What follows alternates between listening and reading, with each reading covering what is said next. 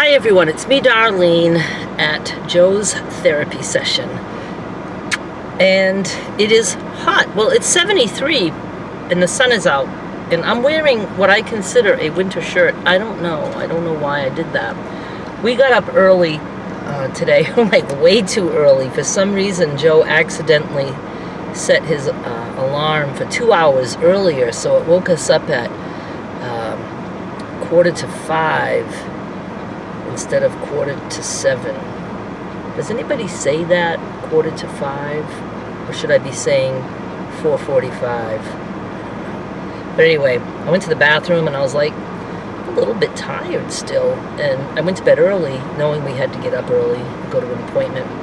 And then I went to have a sip of water and I was like, it's not even 5 o'clock, Jim. So we ended up sleeping a little late. And I don't know, I got up and got dressed really quick and off we went. That was for his heart appointment. It was just a follow-up. It was nothing. The EKG is the only thing they did, and that looked okay. So then we went home. We didn't take Rocket to that because we never know if they're going to make him do some kind of test or whatever, and he could be in the car. And then we went home. I ate lunch. Joe took a nap, and we were only able to be home for like 45 minutes, and then we had to go to this appointment. So we've been busy, and it's hot for me anyway. And I can't see my screen at all, so I have no idea, if it's right, if there's a glare or whatever. But this little guy just took his walk, and I kept him away from that patch of anise so he would not go crazy, so he didn't roll around on anything. And Joe just went in. I have my crocheting here. Was able to crochet a little bit this morning, a lot of it this morning, but they weren't too bad. We don't usually wait a real long time there. Usually we're in and out within an hour and a half. But now, after this, we go home, and I have some stuff I have to do. And I don't know if we'll go to a meeting tonight or not. It's possible. We've only been to 2 meetings, and that was just like in the past week.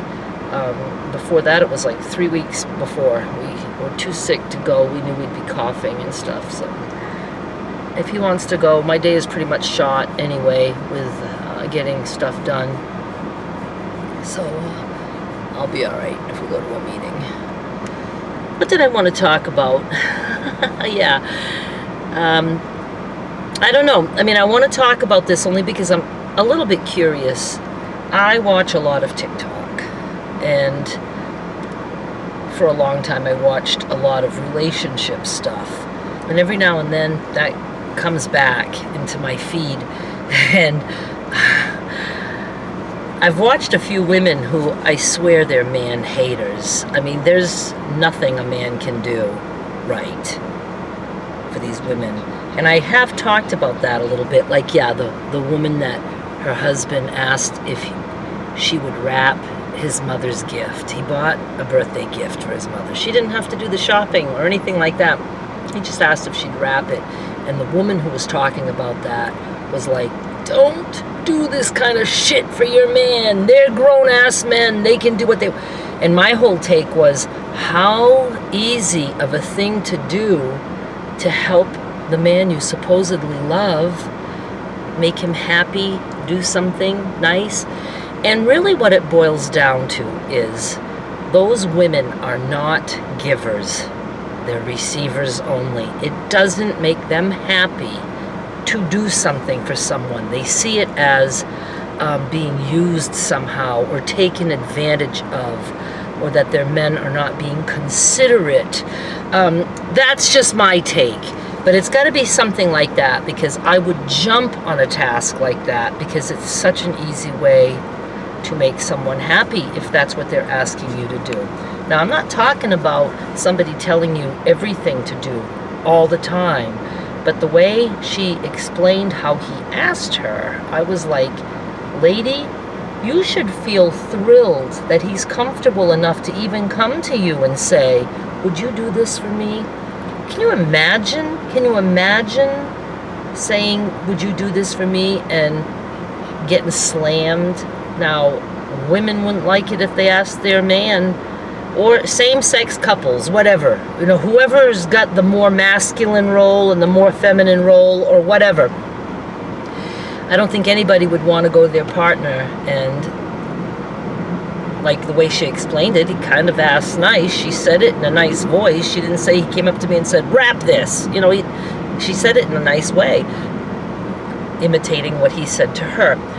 And I think a lot of people would be offended, especially women who feel that way about men. I bet if they were to ask their man to do something simple and they got no, and nobody should ever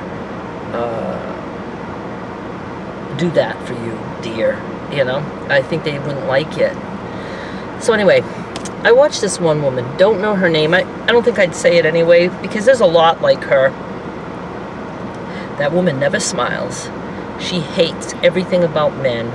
The whole channel is pointing out things to look out for, to not accept, to insist they change or you're leaving them, And there are so many women like her in the comments, and I find it very interesting.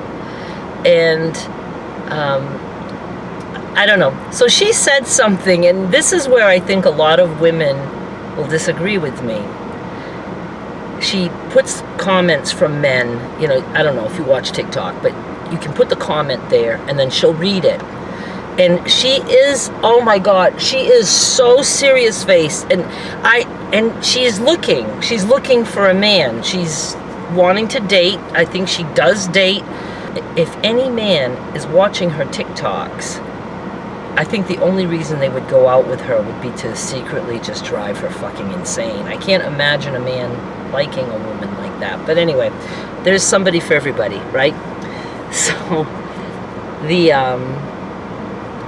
the comment from the man was, men are pretty easy to understand and to please. We basically want a good meal, sex, and time alone. And so she's like, so basically what they want is food, a fuck, and a man cave. And I was like, yeah, that's what he just told you. I didn't see that as a negative thing. I saw it as a man trying to say that he doesn't really ask for much. Don't start thinking, yeah, he's asking for a lot. I could probably have a list a mile long of what I would want a man to do for me, to me, with me, and also things that I would never want him to do around me, with others.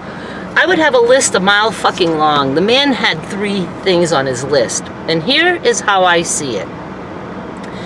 He is not saying, by saying he wants food, fuck, and a man cave, he's not saying, if you don't do those things, I'll leave you. If you don't do those things, I'll cheat on you. If you don't do those things, I'll force you. We don't know the attitude he had when he said those things. It's very possible the man was just saying, look, we don't ask for much. These few things. And what he also didn't say, if he would have had another sentence, he could have said, and you'd be surprised at what we would do for you. Because I think men don't feel appreciated too. I can feel people clicking the unsubscribe button. But do try to think of it my way. None of those things were said in a bad way. It wasn't like, do this or else, or we will leave you, or you'll cause us to cheat. The little comment didn't say stuff like that. That would be a different story, because it's nobody's responsibility if somebody cheats. It's not the other person's fault. Cheating, to me, is a whole different ball game. That's something within. A person who can cheat, cheats for many, many reasons, and it really has nothing to do with whether they're getting any or not at home. A lot of people cheat even though they're getting some. nothing to do with that. I think it's really more of a self-esteem thing. It's a power trip. It's some kind of sexual addiction. I mean, there's all kinds of reasons. But so, if I was one to comment, I would have liked to comment something along the lines of,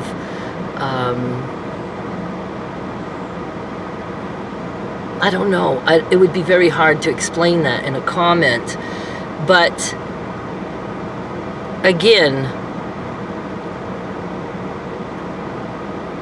I see it as a man who is trying to be honest and trying to be blunt, and basically kind of saying is, we're simple creatures. I mean, even a dog wants food and sex. It's just natural. And they like to be left alone. They take naps, they eat, they sleep, they take naps, and they hump whenever they can, whenever chance they get. It's a simple creature who doesn't ask for a whole lot, as opposed to women, I think, and some men. Again, it depends the role you're naturally playing. Ask for a lot, expect a lot, get very angry if they don't get. They see things in a negative way. If I'm not getting this, he doesn't love me, he doesn't care, he doesn't respect me, he's just taking advantage of me. Now, I'm never for any kind of abuse, certainly not physical abuse. That's a major no-no. Or constant mental abuse. I'm not for that. But if I have a man, I do have one right now, who, let's say, doesn't really compliment. Joe compliments me. I'm surprised others haven't. But yet they don't complain. They don't say, you need to lose weight, or I don't like that on you, or you need to take that makeup off, or you need to wear makeup, or if you're only hearing negative things and no compliments, that to me is mental abuse. Because nobody needs to be hearing that shit. But if you don't get any good compliments, that doesn't mean that your partner thinks you're ugly or doesn't like what you're wearing. It can be that they're just quiet. They want that quiet space. And again, I'm talking mainly a man with a woman. Now, I used to be upset more if I didn't get complimented, because I saw that as if I looked good or did something nice, they would compliment me. I've changed my mind on that, because I get things with Joe that I've never had with anyone. And if I weigh what I have with him, as opposed to just getting compliments, which could even be just fake compliments because the guy is taught to say those things or whatever, I will take Joe anytime. I'll take the things that he does or says that make me feel and know he wants me around. See, that's the thing with Joe. I absolutely believe he loves me and that he likes to be with me. As opposed to someone I hung out with for 3 months while Joe and I were apart, that was the best thing that could have happened to me. It made me appreciate Joe for who he is so much, because with that other guy, he was like the classic good guy. Everybody would have thought, oh, he works, he's employed, he owns a mobile home. I mean, some people got on my case for going out with somebody in a mobile home. What the fuck? He had a roof over his head. It was a nice mobile home. Smelled like smoke because he smoked. But never once was there any kind of an argument. Never once. The only time I saw something about him that I didn't like was, well, there was a couple of things. Day one, he had a red flag, but I was like, I'm just going to go with it, see what happens. Was when he had agreed to not smoke, but then all of a sudden one night just was smoking in the living room, and when I said smoking, and yeah, sorry, and just went outside, and we never discussed it, because I didn't care. I didn't care. I knew this wasn't my guy, and I was like, whatever. And then, of course, when I started seeing the way he was playing games with trying to make it look like, and I know you're going to say, he didn't really try to make it look like he gave that kid a gift, but he certainly made it sound like that to others, I should say. I'm not going to say he made it sound that way. Others took it that way, and even when he knew that, he didn't explain. And even when I was telling him, this is how people are going to hear this and think that, he didn't care. You know, so that I knew that wasn't going to fly with me. There was not even any reason to hang out with him anymore, because any fun and experimenting I was doing, or just curiosity, that was it for me. But with Joe, he might not be the biggest complimenter, or I don't know, I shouldn't even say that, because he'll tell me I look good. He tells me stuff like that. I think I tend to not believe that, because I was never told that growing up, and so I guess maybe that's why I don't let that sink in. He says it and I probably just don't hear it in a good way, because it's hard for me to believe those things. But he'll say things like, he'll come into my sewing room and say, I know that he's going to bed and I'm going to do some more stuff or whatever, and he'll be like, do you think you'll be coming to bed soon? And I was like, why? And he goes, because, he says, I feel so much better when you're next to me. And he says, and I can fall asleep. He says, when you're not next to me, I don't feel like I'm going to fall asleep. And I just liked that. I liked that so much. And he has said those things many times. And then when we're in bed, I've never had a man like this, or ask for this, or need it, seem to need it. He'll be like, can you cuddle up against me? Or can you get close to me? And we'll sleep like back to back. And I love that, because now I feel like I have a couch behind me, like the back of a couch, because I was a couch sleeper all my life. So he's my couch now. I can get up next to him and lean against him, and we're like leaning against each other. And that's our fucking sleeping pill. And he'll actually wake me up at night and say, I can't sleep. Can you get up against me? Oh, yes, dear, I'll do that.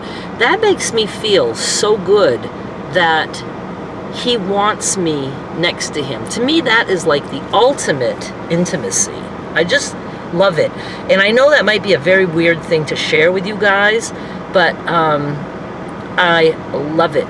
Nighttime with him is my favorite thing ever. And of course, we have Rocket in the bed with us. And Rocket will get up again, and he'll be like, oh my God, he just laid down against the back of my legs. It feels so good. And then sometimes Rocket will come and be next to me, and I'm like, oh my God, Rocket is right here next to me, and he's so warm, and it feels so good. I'm editing, and I have to jump in because I think the universe wanted me to stop talking. After the part you just saw, I completely started talking about something else, but there's a big chunk missing.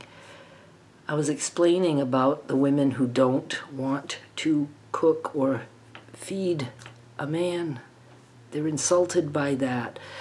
And I know I talked about that. And there's no cuts in this video. I don't know how all that disappeared. It's the weirdest thing that's ever happened to me recording. I don't know. Maybe I just pretended in my head that I talked about that. I don't know. But, yeah, so now I'm going to get into how I'm willing to feed Joe. And again, it was because of these women who hate men and don't want to do a thing for them. I guess that's what marriage does to some people. And I talk a little bit about that now.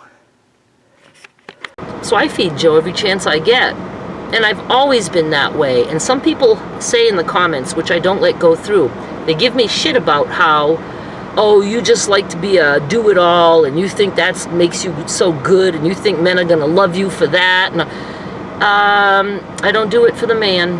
I do it because I have finally realized that I actually love to help someone.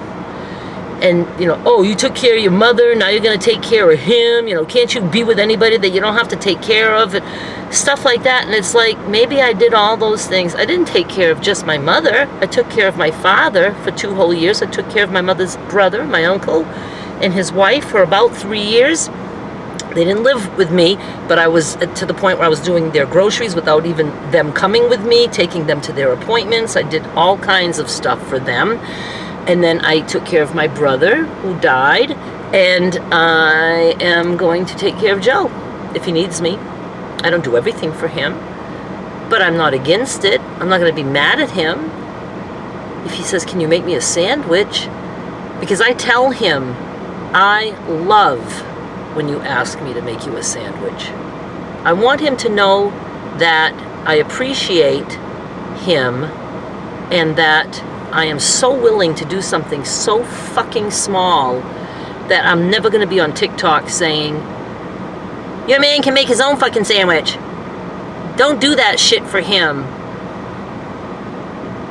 I would be so mad if I asked him to do a little tiny thing for me like that and he would say no.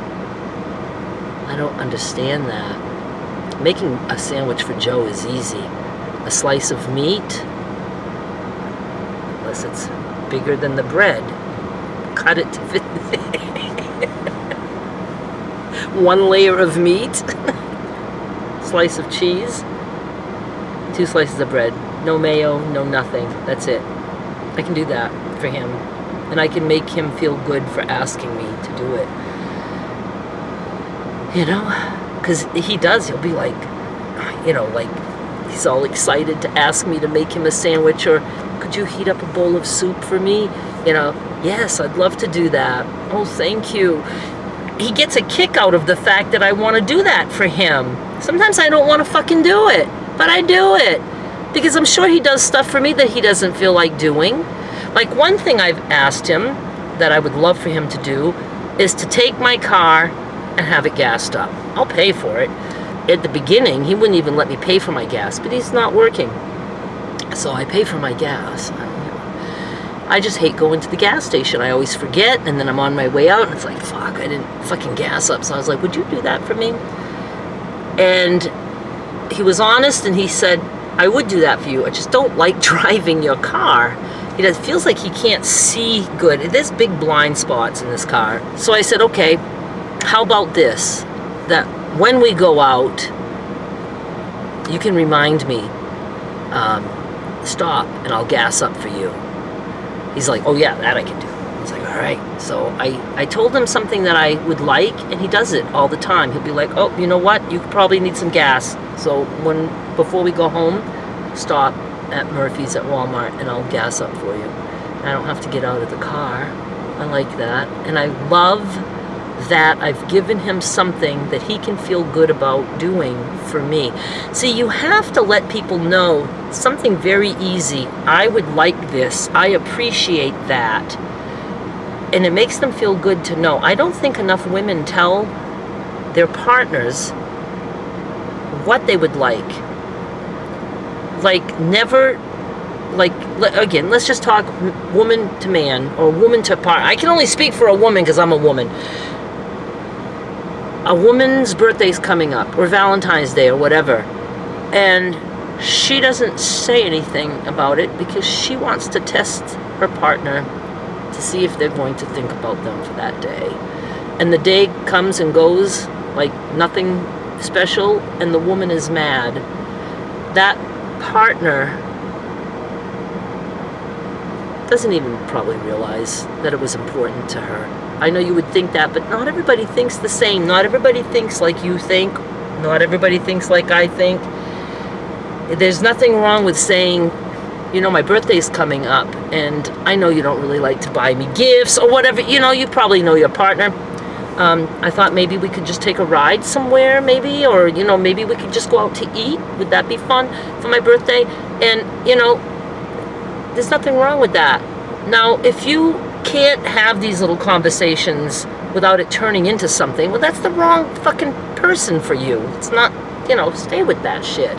I'm talking about having little tiny conversations and getting little tiny results. It goes a long fucking way. Now for Christmas, I was very nervous because Joe and I both are not good at accepting gifts. And I didn't want to say to him, you know, maybe I should just give him some ideas, something, because I also don't want to get something that I don't need, don't want. I have such gray hair right now. I've been wanting to dye it for 3 weeks that I've been sick. He ended up saying, I would like to get you something for Christmas, but I don't know what to do. He said, would you just spend $150? And I said, not 150. No. He says, how about 100? I said, no. And sometimes he does have small jobs and he gets some money. And I said, you need to save your money for the things that you need. And he said, well, I want to get you something, but I don't know what.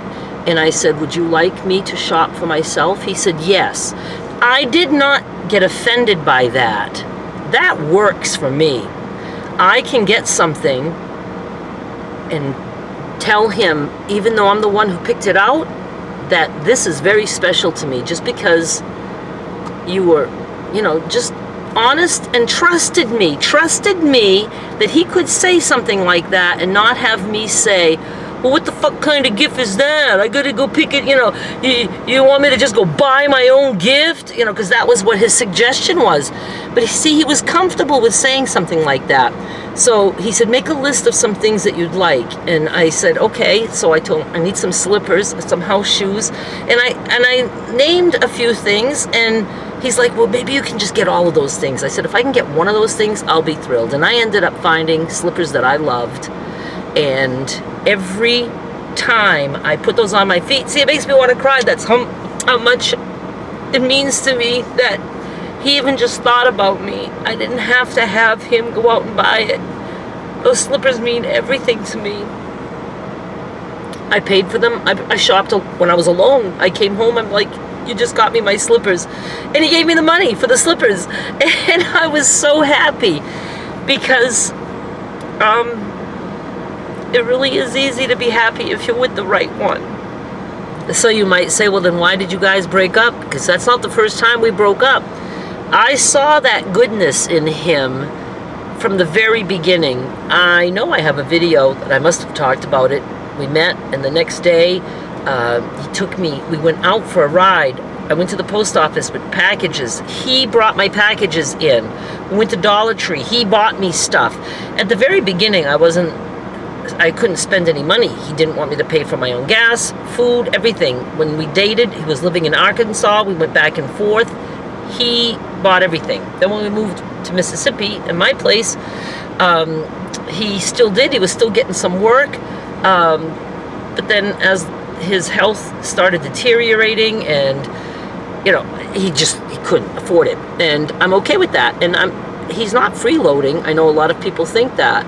He does work for me, so he makes his money for his bills, and it's very, very helpful. And he does get some odd jobs. He just worked yesterday, you know, so he's going to have he's getting paid tomorrow for that. And, you know, he's able to make his way. But at the beginning, I saw the good. It did not take long that I saw what I now know was the bipolar side. I was 100% convinced he was a narcissist, except for the fact that he has great empathy. Narcissists don't have empathy. I knew really nothing about the two types of bipolar, and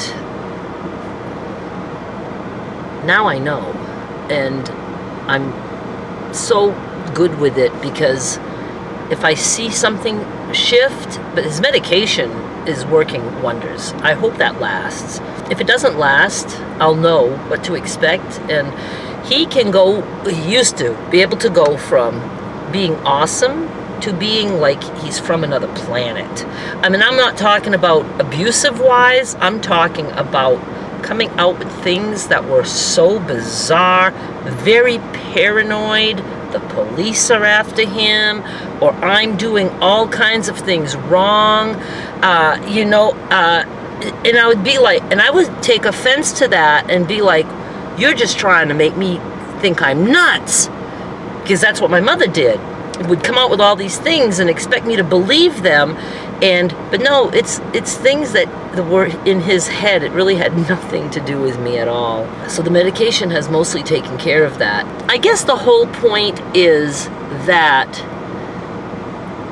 I think if you are a person who wants to be with somebody, I think these man haters, they just really want to be alone. They're fine alone. I'm fine alone. I've been alone for a long time. I can take care of myself. I don't need a man for money, for a place to live.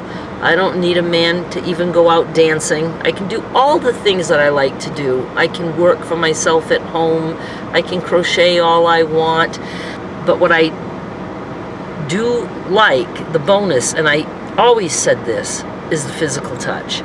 I like a hug from a man, a kiss from a man.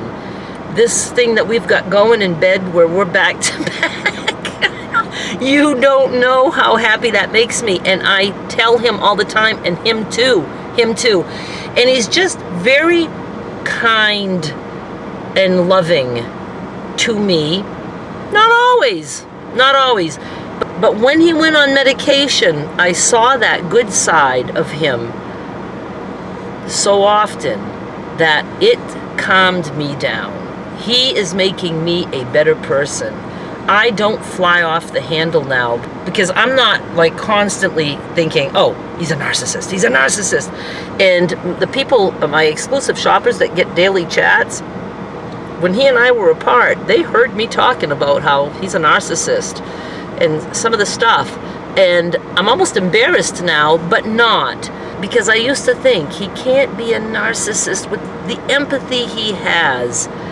The fact that he can cry, the fact that he has emotions, the fact that he can talk about his trauma in his life, his past, his childhood, his upbringing, and have feelings about that. Because a narcissist likes to play it like everything was always good because they were so good.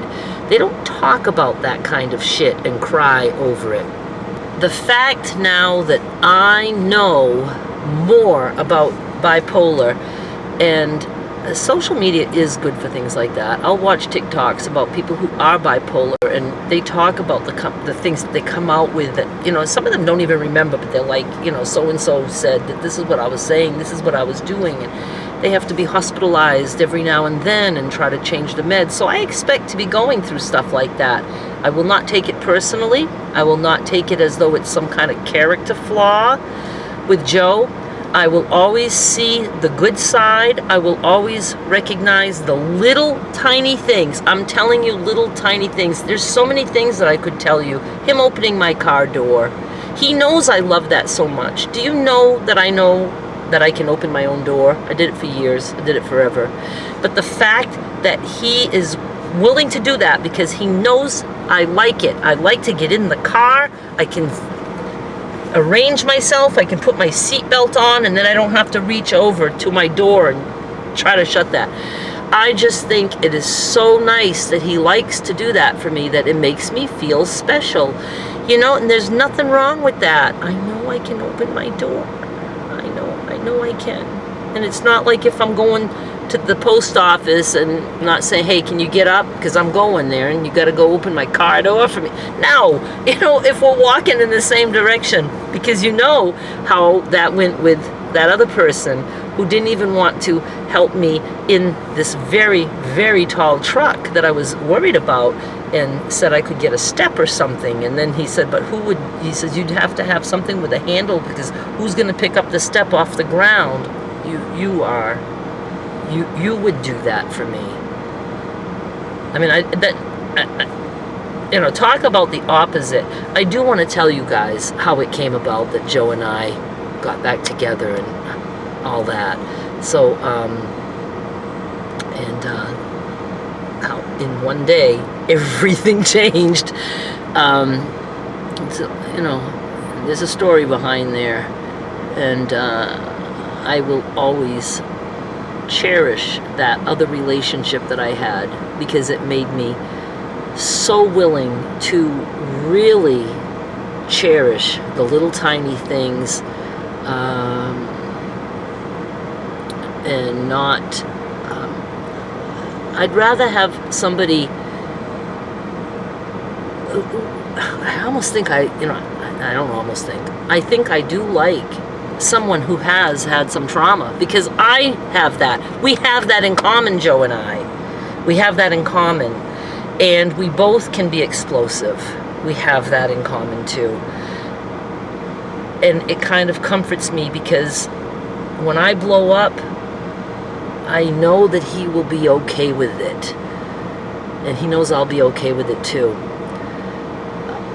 Someone for almost 3 months that there's never been like anything said until after the fact, then all of a sudden I was too needy and I wanted too much, and that was bullshit. I didn't want much of anything with that other guy at all. I wasn't even attracted to him. It wasn't Joe. I'm wildly attracted to Joe. I know people think that, and I don't care. I'm the only one that has to be attracted to him. I love when his hair is a mess and it's in his face, and I can never get over the fact that when he walked into my room to tell me that he was sad and he looked like he was going to tell me something awful, like he was cheating on me, and all it was is that he didn't know how to crochet. And he walked in with hair in front of his face, and I still see it. It's like the most beautiful sight to me that this naked caveman just walked into my room and looked like he was going to cry because he didn't know how to crochet and he wasn't going to be able to help me. I said, oh my God. I don't even care if that's a dream. I feel like that's really him inside, caring. Oh my God, am I really going to upload this? Am I going to upload this? Anyway, let me know if you want to know more. But yeah, I think I would rather have somebody where we can have it out and have that kind of passion, like a trauma, a passion for trauma. I don't know how to explain it, but we can get it all out that way, and then we can have it really, really good too. Where in the other scenario, it was just flatline. There was no passion. When he would get another 100 subscribers, he'd give me a fist bump. It's not fucking passionate. Not passionate. And then, at one point, when he started to actually give me like little friendly kisses, I would say, okay, no fist bump now. If you're happy about the subscribers, you can give me a kiss. And he did that for a little while, and then he went back to a fist bump. It's just funny. There was no passion there. I don't know what the hell he fucking kept me around for. You know, it would be fun to ask him and say, what the hell did you keep me around for? Just to help you with your channel? I don't think it was just that.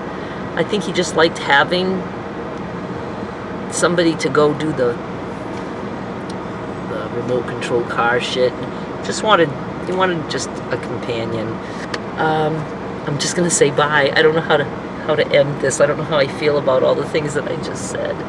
And I got a bonus dog, right? Didn't want a bonus dog. Got a bonus dog, so. Oh, you're so sweet. Mama loves you so much. Such a good dog. All right, thanks so much for watching. I'll be back with more soon, maybe. Bye.